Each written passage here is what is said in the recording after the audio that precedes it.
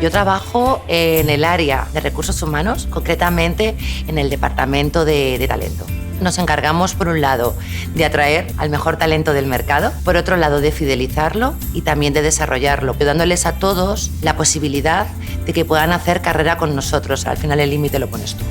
Yo empecé en Leroy Merlin en 2014, empecé en el equipo de marketing y en diciembre de 2019 me promocionaron al equipo de personas. Desde fuera, como posible futuro candidato, me quedé enamorada de su cultura, de cómo se cuida de las personas, y eso fue una de las grandes motivaciones que me trajo hasta aquí, ¿no?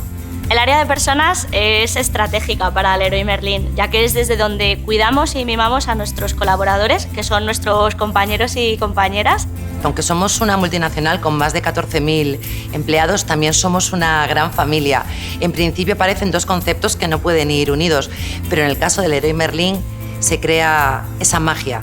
Eso es lo que nosotros también llamamos tener la sangre verde. Al final es nuestro ADN, algo que es muy particular y muy nuestro. Sin duda nuestra mayor fortaleza es el gran valor humano que tiene la compañía, representado por personas que viven, suman y crean. Si te gusta trabajar en equipo, en entornos colaborativos, si tu pasión son las personas, el área de recursos humanos de Leroy Merlin es tu sitio, te estamos buscando.